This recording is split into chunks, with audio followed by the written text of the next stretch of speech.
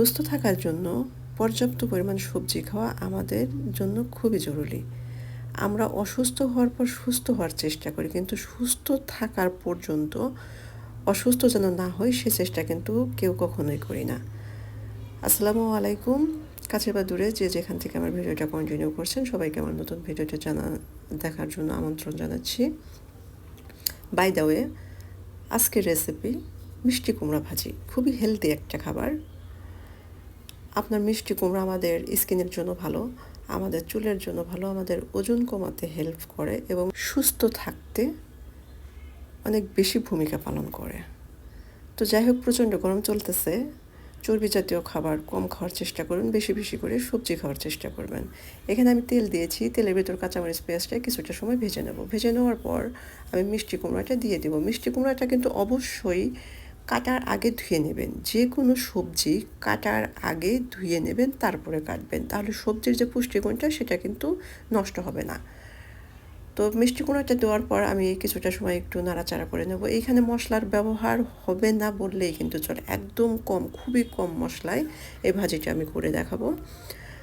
খেতে এত ভালো লাগে, না খেলে বিশ্বাসই করবেন না যে এত কম মশলায় এত সুন্দর লোভনীয় খাবার কী করে হতে পারে। তো সামান্য একটু লবণ দিয়ে দিলাম, আর কালারের জন্য দিয়ে দিয়েছি হলুদের গুঁড়ো 1 চিমটি। তো সবগুলো উপকরণ আমি ভালো করে একটু মিশিয়ে ঢেকে দিয়ে রান্না করে নেব। চুলার আঁচটা অবশ্যই কম রাখবেন। এখানে কোনো ধরনের পানি ইউজ করতে হবে না। মিষ্টি কুমড়া থেকে হালকা একটু পানি বেরিয়ে আসবে। আমরা সবজিটা যদি ধুয়ে কাটি তাহলে সবজির থেকে কিন্তু খুব একটা পানি বের হয় না, খুবই হালকা পরিমাণ পানি বের হয়ে আসে। তো এটাকে আরও একটু হেলদি করার জন্য আমি রসুন কুচি দিয়েছি কিছুটা।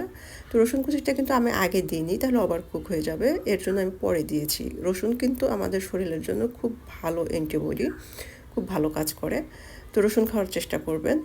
যারা সকালে খালি পেটে খেতে পারেন তাহলে খালি পেটে খাবেন, যদি না পান তাহলে এরকমভাবে খাবারের মধ্যে দিয়ে খাওয়ার চেষ্টা করবেন, বা তরকারির ভিতরে আপনারা আস্ত রসুনটা দিয়ে খাওয়ার চেষ্টা করবেন, করেও খেতে পারেন, তাহলে আমাদের শরীরের জন্য অনেক উপকার। তো এটাকে আরেকটু স্বাস্থ্যকর করার জন্য আমি এখানে 1 চা চামচ কালো জিরে দিয়েছি। কালো জিরে কিন্তু আমাদের বডির জন্য খুবই ভালো কাজ করে। তো আমরা সবাই জানি রসুন কালো জিরে আমাদের শরীরের জন্য কতটা উপকারী। তো সব কিছু দেওয়ার পরে পর্যায়ে কিন্তু আমি ঢেকে দেবো না। ঢেকে দিলে দেখা যাবে কি একদম নরম হয়ে যাবে, ভাজিটা দেখতে ভালো লাগবে না, খেতেও ভালো লাগবে না। তো এরকমভাবে আগলা রেখে আমি কি নাড়িয়ে চাড়িয়ে ভাজিটা করে নেব।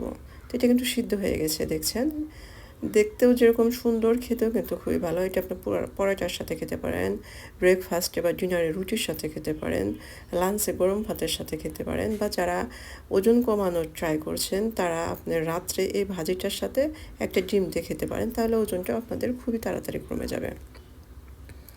তো প্রচণ্ড গরমে সুস্থ থাকার জন্য আমি একটা কথাই বলবো, পর্যাপ্ত পরিমাণ সবজি খান এবং পানি খান। যেসব ভাইয়ারা বাইরে কাজ করেন, জব করেন বা বিজনেস করেন, তাদের কাছে আমার একটাই অনুরোধ, আপনারা যেখানে থাকেন, যেভাবে থাকেন, যেখানেই যান না কেন, হাতের কাছে পানি পেলেই পানি খাওয়ার চেষ্টা করবেন। ভালো থাকবেন সবাই, সুস্থ থাকবেন। আল্লাহ হাফেজ।